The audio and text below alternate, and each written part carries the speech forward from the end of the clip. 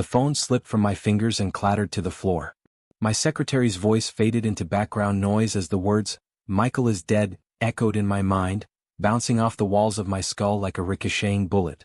"Mr. Mitchell? David? Are you still there?" The tinny voice called from the fallen device. I couldn't move. 52 years of life experience hadn't prepared me for this moment. My brother, my younger, more cautious brother, gone in an instant. A car accident, they said. The details blurred together. Rainy night, failed brakes, steep embankment. 3 days later, I stood beside a polished mahogany casket, mechanically shaking hands with faces I barely recognized. My engineer's mind kept trying to calculate the physics of the crash, the probability of brake failure in a well-maintained vehicle, as if understanding the mechanics could somehow undo the outcome. "He spoke about you often." I turned to find the source of the unfamiliar voice. She stood beside me, a woman in her late 20s with chestnut hair and eyes that seemed to contain multitudes. Something about her felt both magnetic and slightly off, like a perfect replica of a painting with one subtle detail amiss. "I'm Lena," she extended her hand. "Michael and I were close friends." Her fingers lingered against mine a fraction too long. My brother had never mentioned any Lena. "How did you know him?" I asked, struggling to place her in Michael's circumscribed world of colleagues and acquaintances. "We met at a charity event last year." Her smile didn't quite reach her eyes. "We connected immediately. He was special." Before I could press further, the funeral director called for everyone to be seated. Lena took a spot in the front row, family seating, as if it were the most natural thing in the world. Throughout the service, I caught her glancing my way, studying me with an intensity that felt almost clinical. When the gathering dispersed, she pressed a business card into my palm. "Call me if you need anything," she whispered. "Grief shouldn't be faced alone." I slipped the card into my pocket and forgot about it, or tried to, until the lawyer's call came 3 weeks later. "Your brother left you everything, Mr. Mitchell," the attorney, a Mr. Hoffman, informed me in his wood-paneled office that smelled of leather and lemon polish. $400,000 in liquid assets and some personal effects. I stared at the vintage pocket watch he placed before me. The gold case was worn at the edges, its surface engraved with an inscription, "Time reveals all secrets." "This was specifically designated for you," Hoffman added, adjusting his wire-rimmed glasses. Michael was quite insistent about it. I turned the timepiece over in my hands, feeling its substantial weight. My brother and I had grown apart over the years, our conversations becoming perfunctory birthday calls and obligatory holiday gatherings. Why would he leave me this? And why such a cryptic message? That evening my doorbell rang unexpectedly. When I opened the door, Lena stood there, holding a covered dish and wearing concern like a carefully selected accessory. "I hope you don't mind," she said, stepping inside before I could respond. "I thought you might not be eating properly." The casserole she brought was actually delicious. The wine she produced from her bag even better. Her company filled the empty corners of my house with something other than grief, even if that something was mainly confusion. Within weeks, her visits became regular. She listened as I talked about Michael, about our childhood, about the mechanical intricacies of my work. She laughed at the right moments and asked thoughtful questions. When her hand first found mine across the dinner table, it felt like the natural progression of things. "You should keep that inheritance money close," she mentioned one evening, curled against me on the sofa. "Banks aren't as secure as they pretend to be. What would you suggest?" I asked, watching her carefully. "A good home safe, perhaps? Something only you can access." The following day, I transferred $390,000 to an offshore account a colleague had once recommended for retirement funds. The remaining $10,000 I placed in a safe installed in my bedroom closet. When I showed it to Lena that weekend, her eyes lit up with something that looked remarkably like triumph. "Smart man," she murmured, kissing me deeply. "I feel better knowing your money is protected." I returned her kiss, even as a voice in the back of my mind whispered warnings I wasn't ready to hear. The counterfeit bills I'd placed in the safe would tell me everything I needed to know about Lena's sudden interest in a middle-aged engineer and his unexpected windfall. Michael's watch ticked steadily in my pocket. Time reveals all secrets. The key to Michael's apartment felt heavier than it should as I slid it into the lock. 2 months had passed since the funeral, and I'd finally mustered the courage to sort through his belongings. The management company had been sending increasingly urgent notices about clearing the space. Inside, everything was exactly as he'd left it, almost eerily preserved. A half-filled coffee mug still sat on the kitchen counter, a thin layer of mold floating on the surface. My brother's life interrupted mid-sentence. This is going to take all weekend, I muttered to myself, surveying the cluttered bookshelves and overstuffed filing cabinets. I started with his desk, a massive oak piece that dominated the living room. Michael had always been methodical, compartmentalizing his life into labeled folders and color-coded notes. Unlike my chaotic approach to paperwork, his system made sorting easier if emotionally exhausting. Until I found the journal. It was tucked behind a row of engineering textbooks, a leather-bound notebook I'd never seen before. When I opened it, I nearly dropped it in shock. Instead of Michael's precise handwriting, the pages were filled with strings of numbers and symbols, interspersed with occasional English words. I flipped through page after page of this strange cipher, my heart rate accelerating. My brother had never mentioned an interest in cryptography. This wasn't a hobby journal, it felt deliberate, secretive. On the last used page something caught my eye, a line of clear text. She isn't who she claims to be. The scheme is bigger than I imagined. My hands trembled slightly as I closed the journal and slipped it into my jacket pocket. Who was she? And what scheme had my straight-laced brother uncovered? The rest of the apartment yielded mostly mundane items, but I worked with renewed focus, searching for anything else that seemed out of place. In the bedroom closet, I found a shoebox containing photographs, Michael with various business associates at charity functions, conferences. And then, unmistakably, a photo of Lena. She was laughing, champagne glass in hand, arm linked with my brother's. But her name badge read Elena Carter. I sat back on my heels, the photograph burning in my fingers. First the journal, now this. The accident, that had seemed so random, began to take on sinister dimensions. I needed help from someone I could trust. I called Ray that evening. My former college roommate had spent 20 years as a detective before retiring to run a security firm. If anyone could help me navigate these murky waters, it was him. You think your brother was murdered? Ray's voice was low and serious as we sat in a corner booth at the kind of dive bar where conversations get swallowed by music and anonymity. I don't know what to think, I admitted, sliding the journal across the table. But this doesn't feel right. The encrypted journal, the woman using different names, the brake failure in a car Michael had just had serviced. Ray flipped through the journal, his weathered face betraying nothing. And now this woman is getting close to you? Real close, real fast. I nodded, embarrassed by how easily I'd fallen into whatever trap Lena had set. She's been hinting at marriage. Says life is too short to wait for happiness. Ray's eyes met mine. That's convenient timing. I know how it sounds, I said. But if I marry her, I might find out what really happened to Michael. You're playing with fire, David? Ray closed the journal and handed it back. But I understand your plan. I'll help you quietly. First thing we need is to decrypt this journal. Thank you. The relief of sharing my burden with someone else nearly overwhelmed me. Don't thank me yet, Ray warned. If your suspicions are right, these people killed your brother. They won't hesitate to do the same to you. 3 days later, Lena moved the conversation to marriage again as we shared dinner at my place. Her fingers traced patterns on the back of my hand, her voice soft and persuasive.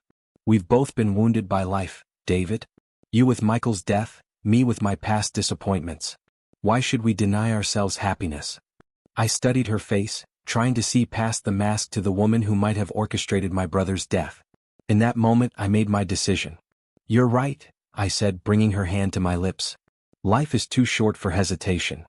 Her smile widened, victory flashing briefly in her eyes before being replaced by manufactured joy. Is that a proposal, David Mitchell? It is. I forced warmth into my voice. Marry me, Lena. That night, after she'd fallen asleep beside me, I carefully extracted myself from bed and retrieved Michael's pocket watch from my dresser drawer. Time reveals all secrets, I whispered to my brother's memory, the metal cold against my palm. I promise you that. In the morning I called Ray. She said yes. We're getting married in 2 weeks. His sigh carried years of seen horrors. You're playing with fire, friend.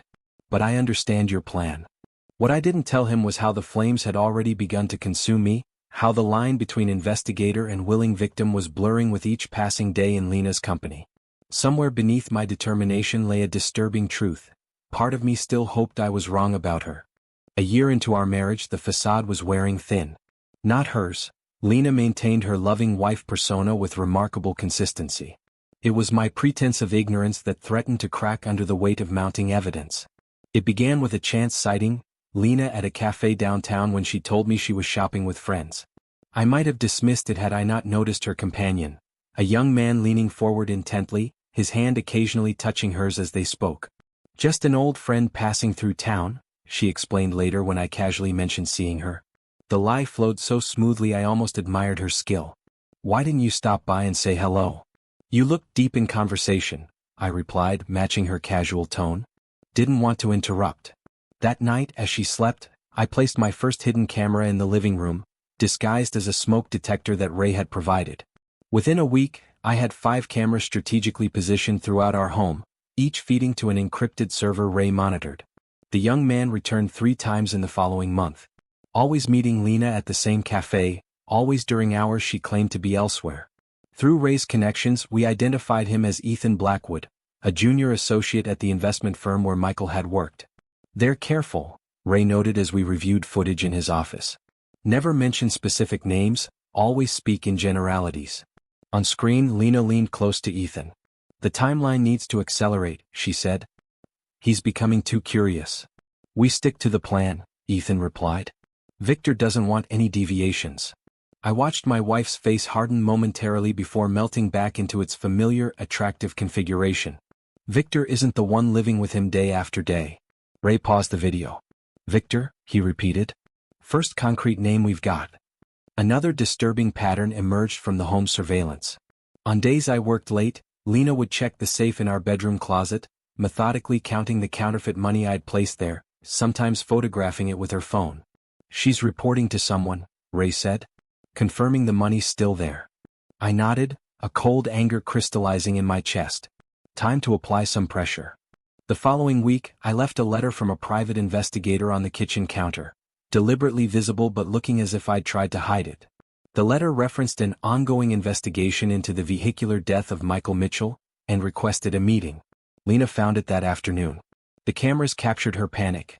The rapid breathing, the immediate phone call made from our bathroom with shower running to mask her voice. "There's a problem," she whispered urgently. "He's having the accident investigated." I couldn't hear the response, but her next words chilled me. "No, I don't think that will be necessary. I can handle him. He trusts me completely." That evening she suggested we take a vacation, somewhere tropical, just the 2 of us. Her fingers traced my collar as she spoke, eyes wide and earnest. "You've been working too hard, darling. Looking so stressed lately." "Soon," I promised, kissing her forehead while imagining the calculations running behind her eyes. Meanwhile, Ray had discovered a connection between Ethan Blackwood and the law firm that had handled Michael's will. Ethan was the nephew of the senior partner who had personally overseen the changes to my brother's estate. The will was modified just 3 weeks before Michael's death, Ray revealed. Previous versions left everything to a marine conservation foundation. You weren't even mentioned. The pieces were aligning, but we still lacked the central motive, the why behind Michael's death and the elaborate scheme that had ensnared me afterward. I decided to approach Ethan directly. Ray thought it was foolish, but I insisted. He's the weak link. Young, probably in over his head. I engineered a seemingly accidental meeting at Ethan's regular bar, the one Lena didn't know I knew about. I played the role of the grieving, slightly drunk brother, stumbling into the conversation with practiced clumsiness. "You work at Farrington Investment Group, right?" I slurred slightly, sliding onto the bar stool beside him. "My brother worked there. Michael Mitchell. Good guy. The best." Ethan's fingers tightened around his glass, but his face remained neutral. "I didn't know him well. Just by reputation. Everyone says that now he's gone," I laughed hollowly. "But no one comes around. No one really knew him, apparently. Look, I'm sorry for your loss, but—" "Buy you a drink?" I interrupted. Michael would want me to buy his colleagues drinks. 3 whiskeys later, Ethan had relaxed. I'd shared stories of Michael's childhood, carefully avoiding any hint of suspicion or investigation. By the evening's end, I'd established a tentative connection, one I could build on.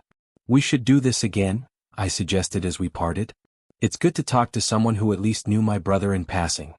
He hesitated, then nodded. "Sure. Maybe next week." As I walked to my car, I felt Lena's web expanding, but now I was weaving threads of my own.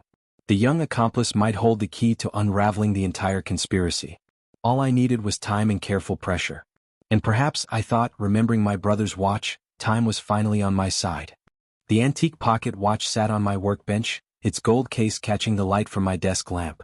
I'd been meaning to clean it for months, partly out of respect for Michael's memory, partly because I couldn't shake the feeling that my brother had left it to me for a specific reason. Time reveals all secrets, I murmured, tracing the engraving with my fingertip. I'd always been good with mechanical things. As a child, I'd disassembled clocks, radios, anything with moving parts, much to my parents' dismay. Michael had been the opposite, more interested in numbers, markets, the invisible mechanisms of finance. But we'd shared a methodical approach to problems, a belief that anything could be understood if broken down carefully enough. With delicate precision, I opened the watch case. The craftsmanship was exquisite, a Swiss movement from the early 1900s, still keeping perfect time after more than a century. I began the careful process of disassembly, laying each tiny component on a black velvet cloth in precise order. When the back plate came free, I nearly missed it, a tiny flash drive no larger than my thumbnail, nestled against the internal case.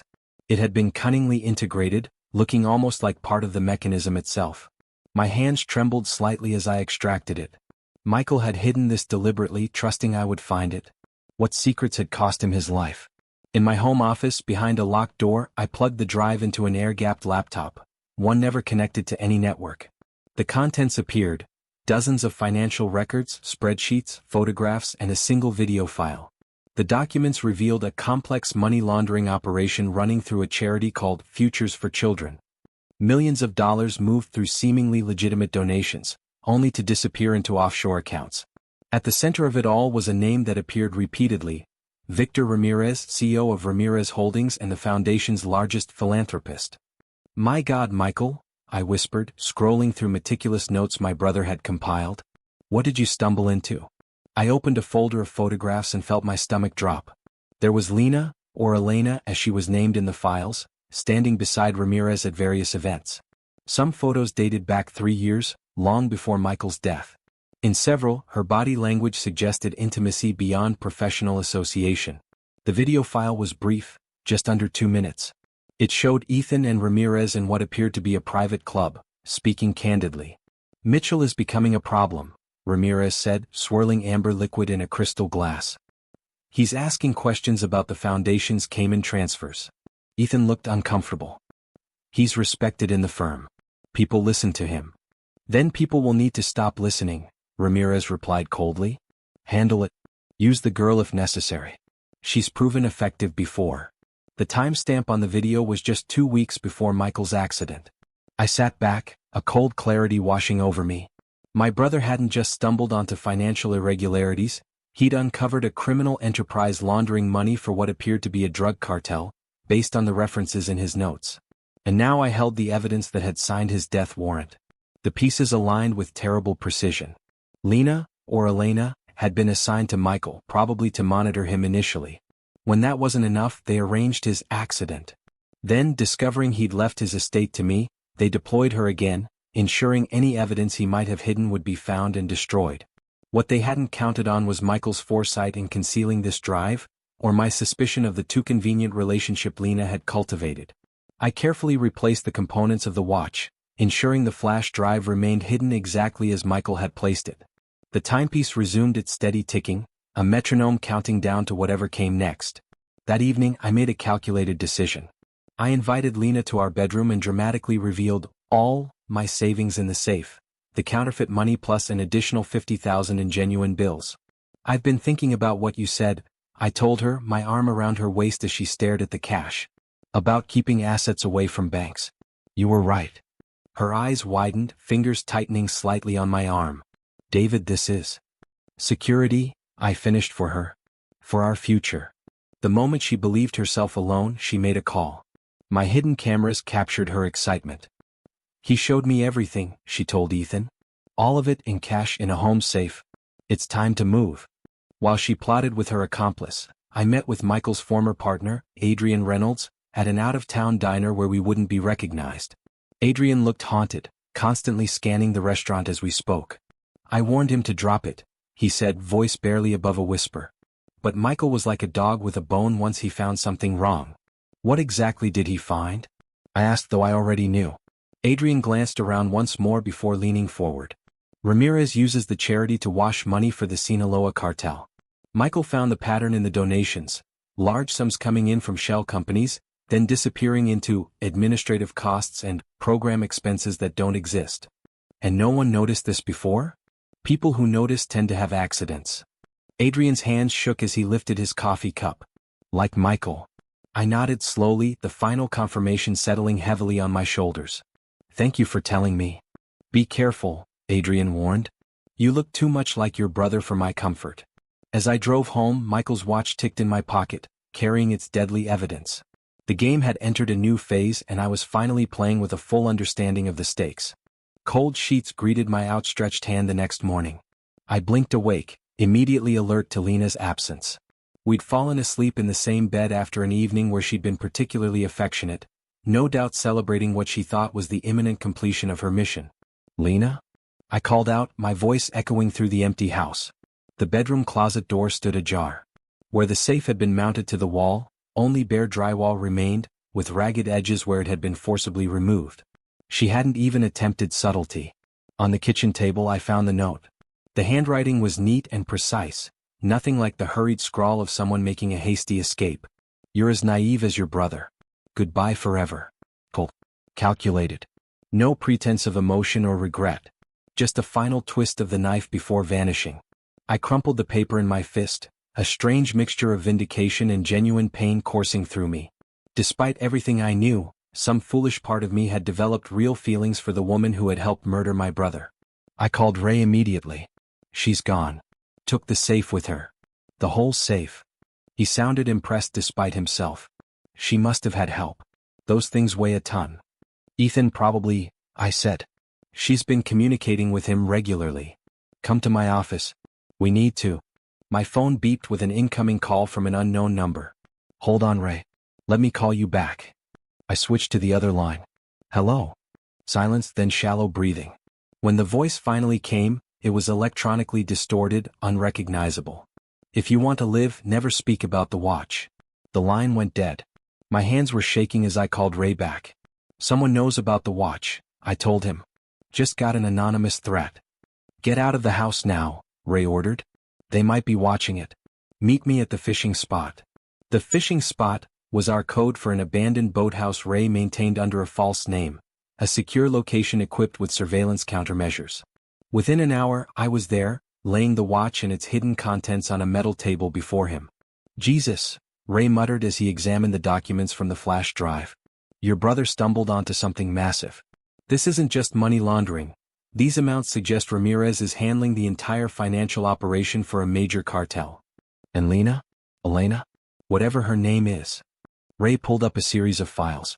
Based on what we're seeing, she specializes in getting close to people who have damaging information on Ramirez's operation.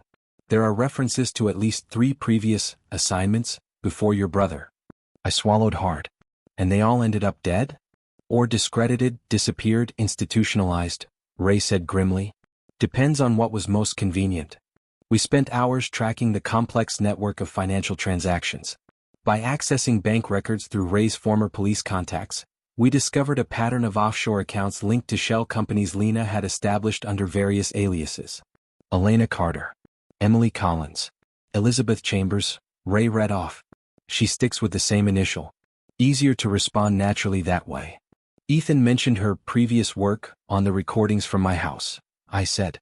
This is her specialty, seducing men who threaten Ramirez, then destroying them. And women, Ray corrected, pointing to a file.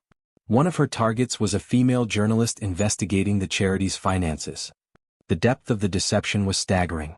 Elena, was no amateur, but a professional who had refined her craft through multiple operations. My brother had just been another assignment to her. As had I. Ray looked up suddenly. Your money, the real money you transferred offshore. It's still secure? I nodded. Different account, different bank, different name than anything Lena knows about. Good, he said, relief evident. Because they're going to realize soon that the cash they took is mostly counterfeit. When that happens. The threat hung in the air between us. When that happened, Ramirez would know I'd been playing them, that I potentially had information damaging to his operation. The anonymous call suddenly made more sense. As if on cue, Ray's computer pinged. He'd set up monitoring software to intercept communications between known members of the conspiracy. A text message from Ethan's phone had been captured. We have the money but no flash drive in his possession. He might have found it. Ray and I exchanged grim looks. They know, I said quietly. If Lena was their scalpel, their next move will be a sledgehammer, Ray warned. We need to find the other victims, see if they'll testify. It's the only way to build enough evidence to bring down Ramirez before he silences you permanently. I thought of my brother, of how alone he must have felt in his final days, realizing the woman he trusted was setting him up for murder. I wouldn't make the same mistake. I had Ray and soon, hopefully, others who had survived Ramirez's organization. Start with the journalist, I decided. If she was investigating the charity, she must have had sources, evidence. David, Ray's voice turned deadly serious. If we pursue this, you need to understand your life as you knew it is over. You'll be a target until Ramirez is behind bars or dead. I touched my brother's watch, feeling the weight of its secrets. My life ended the day they killed Michael. Everything since then has just been preparation for justice. Finding Thomas Gardner proved harder than expected. The former auditor had disappeared from public records 3 years ago after his apparent suicide, a hanging that no one questioned too deeply given the note left behind lamenting financial ruin and professional disgrace. Except Thomas hadn't died. Ray's contacts in witness protection confirmed he was living under a new identity in a small town in Oregon. Getting to him required careful maneuvering to avoid drawing attention from Ramirez's network. He won't talk to you, Ray warned as we drove the winding coastal road. These people don't just disappear because they're afraid, they disappear because they're terrified beyond reason. I clutched my brother's watch in my pocket. He'll talk to me. The man who opened the door to the modest beachfront cottage looked nothing like the sharp-suited accountant from the photos in Michael's files. This Thomas Gardner, now calling himself Mark Wilson, had a full beard, glasses, and the permanent stoop of someone trying to appear smaller, less noticeable. Recognition flickered in his eyes when I mentioned my name. Mitchell? His voice was barely audible over the crashing waves outside. As in Michael Mitchell? His brother, I confirmed. And I know about Ramirez, the charity, and Elena Carter. The color drained from his face. He glanced past us to the empty road, then quickly pulled us inside, checking windows and locking doors before speaking again. She came to me after I found irregularities in the Futures for Children financial statements, Thomas explained, hands trembling as he poured himself a generous whiskey. Beautiful, understanding, said she was an independent financial crimes investigator. The familiar pattern emerged through his story. Elena gained his trust, became his confidant, then his lover. Once she had access to everything he knew, his career was systematically destroyed through fabricated evidence of embezzlement. When he faced criminal charges, the depression seemed genuine enough that no one questioned the suicide. The FBI agent who helped me disappear said I was lucky, Thomas said bitterly. The others who investigated Ramirez weren't so fortunate. Others like Sarah Morgan? I asked. Thomas nodded grimly. The journalist. After my death, she started looking into who might have framed me. That's when Elena found her too. Sarah had proven more resilient. When her reputation was destroyed through fabricated evidence of journalistic malpractice, she'd fought back publicly, until the threats against her family became too specific to ignore. Now she worked as a waitress in a Nevada diner, her Pulitzer-nominated career in ruins. We found her 3 days later. Unlike Thomas, Sarah's anger remained white-hot. You're damn right I'll talk, she hissed when I explained why we'd come. I've been gathering evidence for 2 years. Not enough to go public, but enough to know I wasn't crazy. The third victim proved most disturbing. Detective Mark Truman had been investigating Sarah's claims when he encountered Elena. Within months, he'd been found in his home, delirious and incoherent, with enough prescription medication in his system to suggest a suicide attempt. Now heavily medicated in a psychiatric facility, his moments of clarity were rare but valuable. She gets inside your head, he told me during a brief court-ordered supervised visit where I'd posed as a distant cousin. Makes you question your own perception until you can't trust yourself anymore. Each victim described the same methodical approach. Elena's initial appearance, the whirlwind romance, her incredible empathy and understanding, followed by betrayal so complete it destroyed not just careers but identities. Your brother was going to expose everything, Sarah explained as we compiled evidence in a motel room outside Reno. He'd connected all the dots between the charity, Ramirez Holdings, and the cartel's money laundering operation. How do you know that? I asked, surprised. Sarah hesitated. Because he contacted me a week before he died. Said he had proof that would vindicate both me and Thomas. We were supposed to meet, but... Her voice trailed off.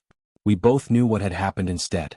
Back in Ray's secure boathouse, we organized the fragmented evidence from all sources: Michael's flash drive, Thomas's hidden records, Sarah's ongoing investigation, and Mark's official case files that a sympathetic former colleague had smuggled out. "It's a solid case," Ray admitted, surveying the wall where we'd mapped the entire conspiracy. "But Ramirez has judges and cops on his payroll. Going through official channels is suicide." "Then we don't go official yet," I said. "We build the case until it's too big to bury, with multiple copies in multiple locations, and multiple witnesses ready to testify." Thomas, joining us via an encrypted video call, looked skeptical. "What makes you think Elena won't do to you what she did to the rest of us?" "Because she already thinks she's won," I explained.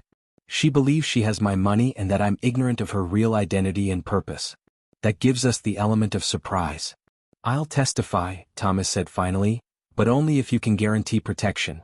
Real protection, not the half measures that have kept me jumping at shadows for 3 years." Sarah agreed immediately. "I've waited too long for this chance. Count me in." Even Mark, in one of his lucid moments, had provided a signed affidavit detailing how Elena had drugged him and staged his breakdown. For the first time since finding Michael's journal, I felt a glimmer of hope. We weren't just seeking justice for my brother anymore, we were dismantling an operation that had destroyed dozens of lives with impunity. "Ramirez has money and influence," I acknowledged to the group. "But we have something more powerful." "What's that?" Sarah asked. I smiled grimly. "Nothing left to lose." The man staring back at me from the mirror barely resembled the respected engineer from 6 months ago. My deliberately unkempt beard, bloodshot eyes, and rumpled clothing told the story I wanted the world to see: a man unraveling after his wife's abandonment. "You look terrible," Ray said approvingly as he entered my apartment. "Genuinely pathetic." "Method acting," I replied, taking another swig from the bottle of colored water that everyone believed was bourbon. "The neighbors are talking. Mrs. Henderson from downstairs brought me a casserole yesterday and a pamphlet for her church's divorce support group." The apartment itself reinforced the narrative: unwashed dishes piled in the sink, curtains perpetually drawn, empty liquor bottles strategically placed for maximum visibility.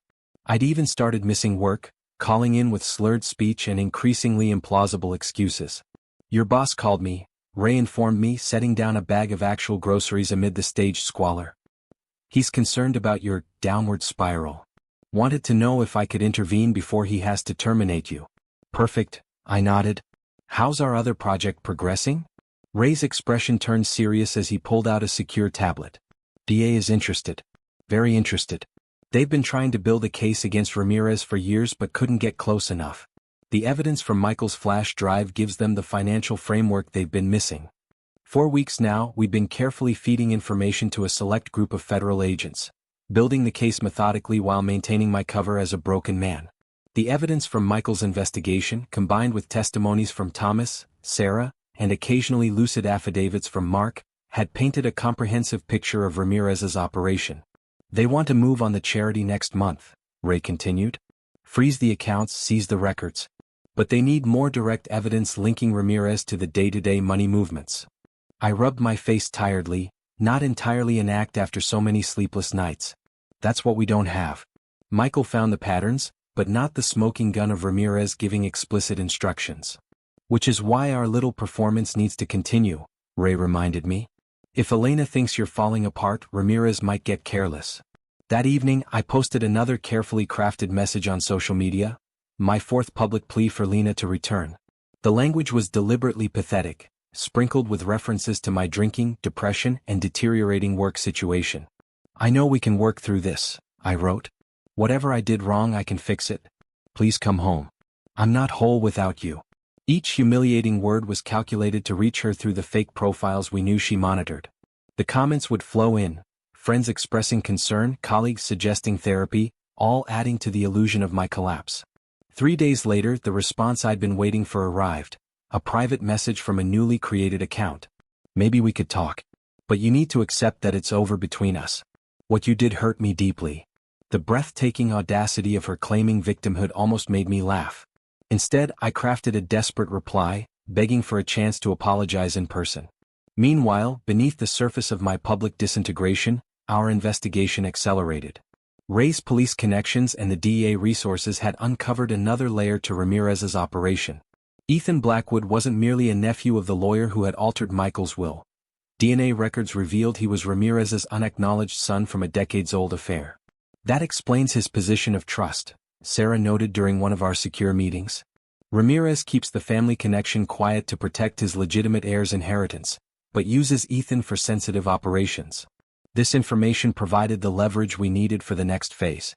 Working with the DA, we planted rumors of additional evidence Michael had hidden before his death, evidence only I could access. The bait needs to be irresistible, Agent Jameson from the Organized Crime Unit explained.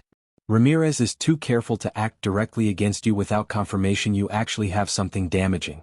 The trap was set with meticulous attention to detail. I began researching investment opportunities online from my home computer, focusing on offshore accounts in the same jurisdictions Ramirez used for his laundering. I took sloppy notes on legal pad paper left conspicuously on my coffee table when the landlord came for a routine inspection. A man we knew reported to Ethan. The final touch came when I drunkenly confronted a lawyer from Ramirez's firm in a bar frequented by his employees. My slurred accusations about knowing what really happened to Michael and claims of insurance evidence created exactly the stir we'd hoped for. Within days, Ramirez announced a major charitable initiative, a gala fundraiser for education in underprivileged communities. The event would showcase the legitimate face of his operation while presumably providing an opportunity to assess the threat I posed. And there, featured prominently in the promotional materials, was Elena, now calling herself Helena Davis, Charitable Programs Director. Her photograph appeared in local business journals, looking polished and professional, worlds away from the woman who had shared my bed and plotted my brother's destruction. "She's beautiful," Ray commented, studying the announcement. "In that venomous snake kind of way." I folded the newspaper carefully. "She's the weak link. Ramirez keeps her at arm's length from his direct operations. She knows enough to be useful to us, but not enough to be indispensable to him." The invitation arrived a week later, an elegant cream envelope with gold embossing, addressed to me personally, requesting the pleasure of my company at the Futures for Children annual gala. No sender was identified, but the message was clear. The next move was mine. The Grand Meridian Hotel's ballroom glittered with wealth and influence. Crystal chandeliers reflecting off expensive jewelry, champagne flowing freely, the air thick with the particular perfume of self-congratulation that accompanies the wealthy when they gather to feel charitable. At the entrance, a massive banner proclaimed, "Futures for Children, Building Tomorrow Through Education." I adjusted my ill-fitting suit, deliberately purchased a size too large to enhance my appearance of recent weight loss, and ran a hand through my hair, which I'd haphazardly trimmed that morning. The security guard at the entrance gave me a dubious look before reluctantly checking my name against the guest list. "Mr. Mitchell," he said with obvious surprise. "You're expected." Inside, I moved awkwardly through the crowd, my body language projecting discomfort and insecurity. Several of Michael's former colleagues nodded politely before finding reasons to drift away from me. Their discomfort was palpable. No one quite knew how to interact with the disheveled brother of their deceased co-worker, especially one whose wife had publicly abandoned him. From across the room I spotted her immediately. Elena, now Helena, radiant in an emerald gown, laughing with a cluster of admirers. Beside her stood Ramirez himself, a distinguished man in his 60s with steel-gray hair and the confident posture of someone accustomed to being obeyed. I deliberately placed myself in her line of sight, pretending to be deeply interested in the silent auction items. It took less than 5 minutes for her to notice me. The shock that flickered across her face was quickly masked with practiced composure. She whispered something to Ramirez, who glanced my way with cold calculation before nodding slightly. She approached with the caution of someone approaching a potentially rabid animal. "David? I didn't expect to see you here." "Lena," I slurred slightly, swaying just enough to suggest I'd been drinking. "Or is it Helena now? Hard to keep track." "You shouldn't be here," she hissed, maintaining her smile for anyone watching. "This is inappropriate." I gave her my best broken man smile. "Got an invitation. Anonymous. Thought maybe you wanted to talk. Like your message said." Confusion crossed her features. "Message? I didn't." "Ladies and gentlemen," a voice announced over the PA system. "Please take your seats. Our presentation will begin momentarily."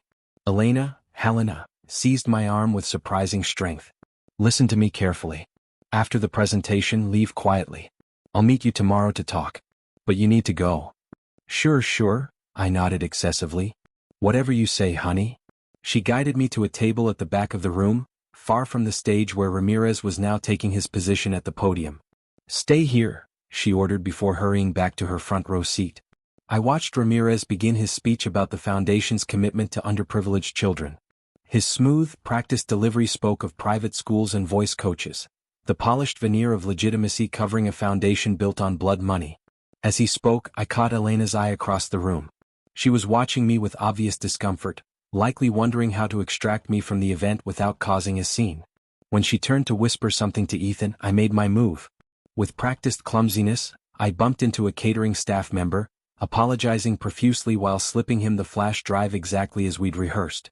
The young man, actually an undercover agent, nodded almost imperceptibly and disappeared toward the control booth.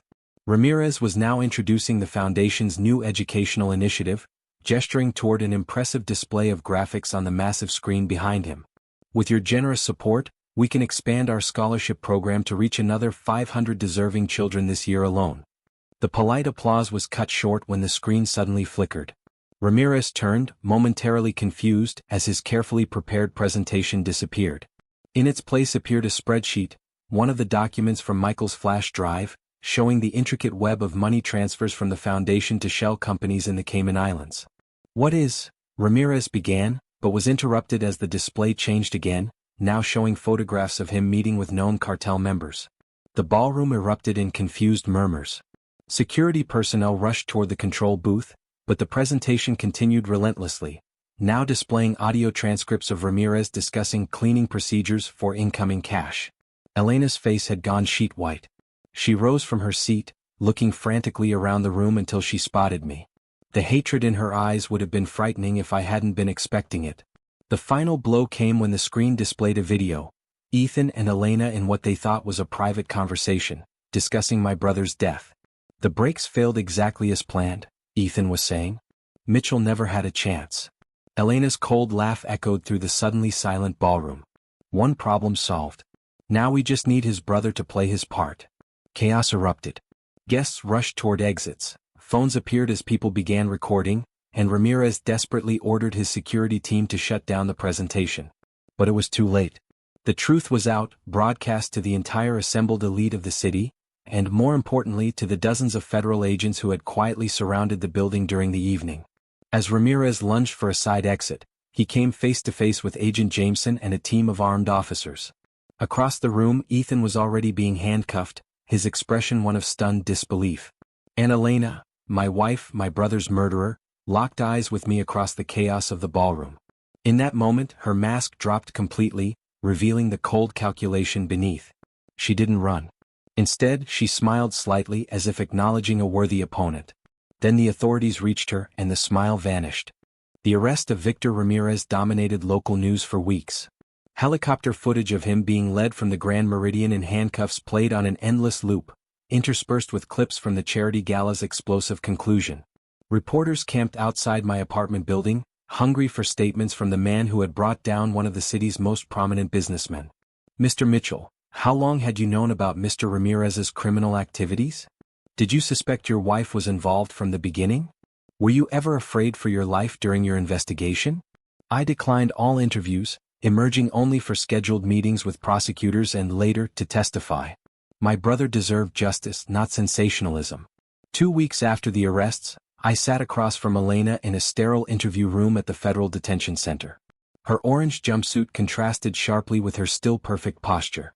Even in custody, she maintained her composure, though the carefully applied makeup couldn't hide the shadows beneath her eyes. I underestimated you, she said without preamble. That was unprofessional of me. You killed my brother, I replied evenly. Professionalism seems beside the point. She leaned forward slightly. I didn't personally cut his brake lines. That distinction matters legally. Not to me. A thin smile curved her lips. Fair enough.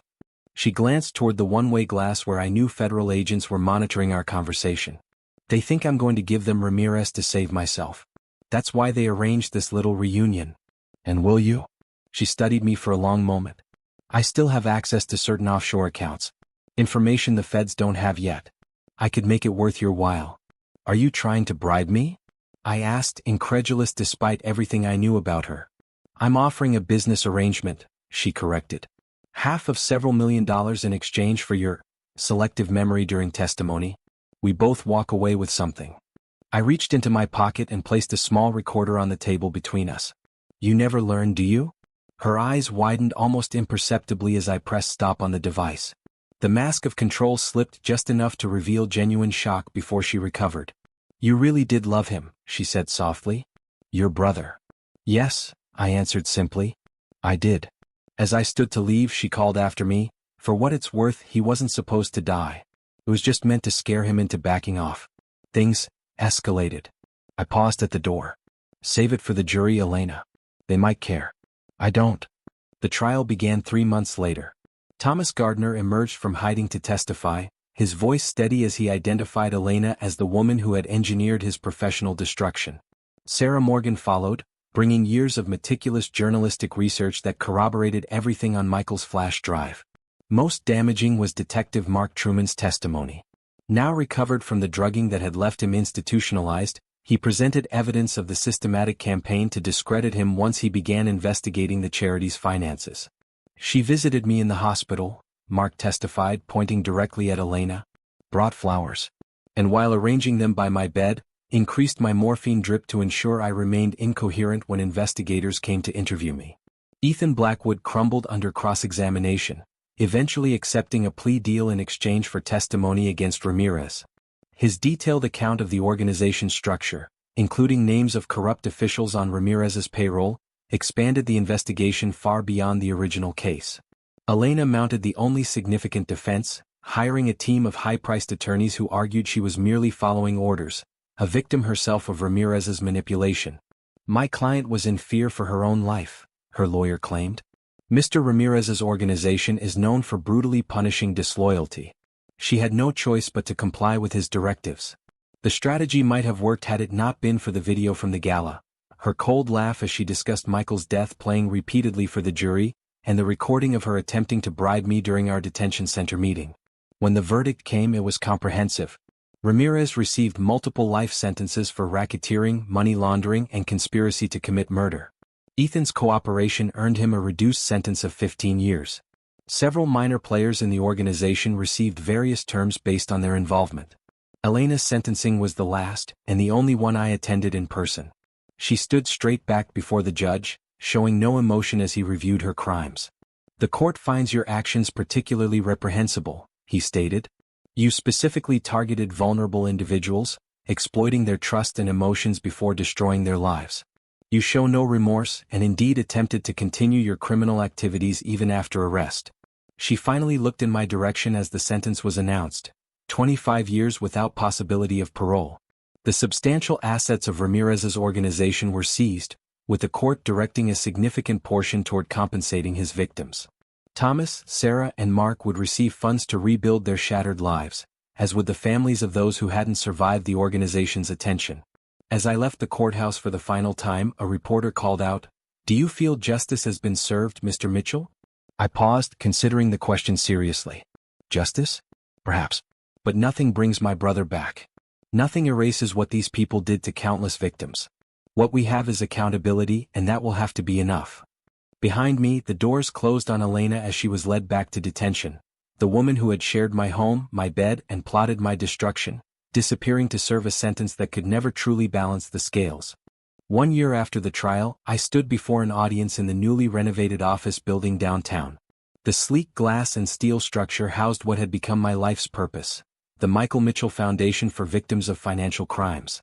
My brother believed in transparency and accountability, I told the gathered crowd of supporters, journalists, and former victims. He died pursuing those values. This foundation exists to ensure his sacrifice wasn't in vain. Using my portion of the court-mandated victim compensation, supplemented by my own savings and contributions from others affected by Ramirez's operations, we had created something meaningful from the ashes of tragedy. The foundation provided legal assistance, financial counseling, and emotional support to those targeted by sophisticated fraud schemes. Thomas Gardner headed our financial education department, his experience as both an auditor and a victim giving him unique insight. He'd finally reclaimed his real name, though the cautious habits formed during years in hiding remained. He still checked exits when entering rooms and rarely shared personal details with strangers. The techniques evolve, but the psychology doesn't, he explained during our weekly strategy meetings. Predators identify vulnerability, then exploit it methodically. Our job is to recognize the patterns before they complete the cycle. Sarah Morgan had transformed her journalistic skills into developing educational materials and public awareness campaigns. Her series of workshops on identifying manipulation tactics had gone viral online, reaching far beyond the victims we could help directly. Sunlight is still the best disinfectant, she would say, echoing the philosophy that had nearly cost her everything years earlier. We're just making sure more people have flashlights. Even Mark Truman contributed remotely, having relocated to a quiet coastal town where he continued his recovery. His expertise in law enforcement procedures helped us build better relationships with authorities, creating pathways for victims to be taken seriously when reporting complex financial crimes. Ray served as our security director, implementing systems to protect vulnerable individuals from the retaliation that had claimed so many lives, including my brother's. His network of former law enforcement colleagues formed an informal early warning system for emerging schemes. We're hitting them where it hurts now, Ray told me over lunch, a rare moment of relaxation in our busy schedules. 3 operations shut down last month based on patterns our team identified. Michael would be proud. I nodded, fingering the watch chain that now held my brother's timepiece. I'd had it carefully restored, preserving both its function and the secret compartment that had ultimately brought down Ramirez's empire. Time reveals all secrets indeed. The most unexpected development came one ordinary Tuesday when I received a handwritten letter postmarked from a small town in Idaho. My daughter was always troubled, the letter began. I lost her to drugs and manipulation long before you knew her as Elena. When I saw her on the news, I wasn't surprised, just heartbroken all over again. I want you to know that you stopped someone who had destroyed many lives, including her own and mine.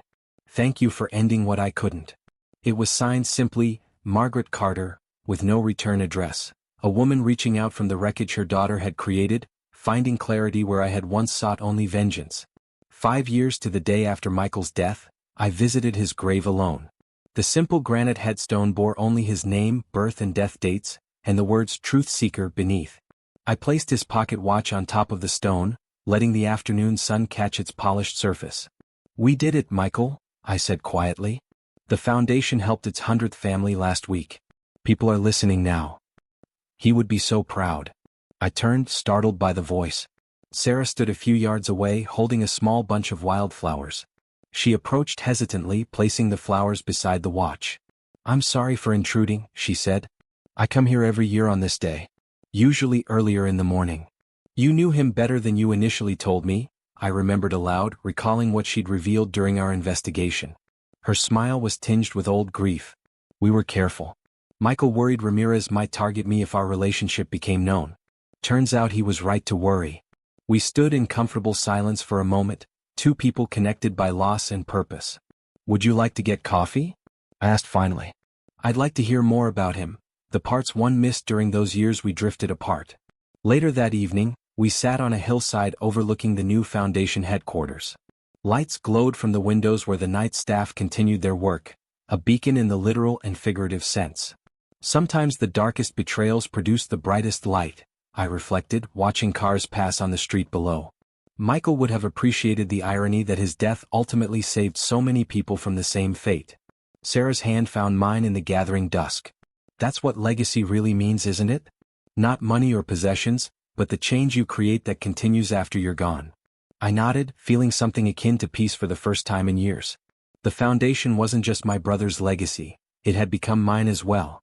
Through it, the ripples of good would continue long after Ramirez, Elena, and their crimes had faded from public memory. The watch my brother left me had done more than reveal the truth. It had given me a direction, a purpose, and perhaps now, a future.